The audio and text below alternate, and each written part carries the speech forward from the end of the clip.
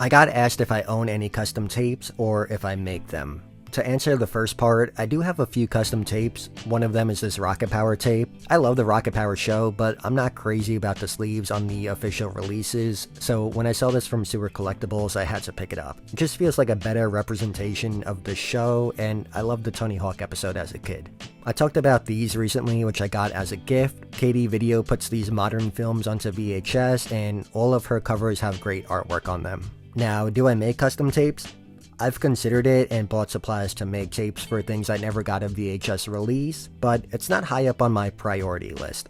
I did, however, make a custom GBA video cartridge as a Halloween parody art project for The Ring. I've talked about it before, but you would put the cartridge into your Game Boy and it plays the haunted videotape from the movie, effectively haunting you or the person you give it to. A few people had told me they'd given them out as gifts. This was a little more interesting for me to do, rather than just copying something to a videotape. The joke behind it being that Nintendo had only produced kid-friendly GBA video content, and also being that within the lore of the movie, someone went through the trouble of copying the tape to the GBA video format to spare their life, and then of course had to share the copies. I've done similar projects with Slasher Cart and Simpsons Cart. They all have their own little jokes behind them being made, as well as the choices that went into them.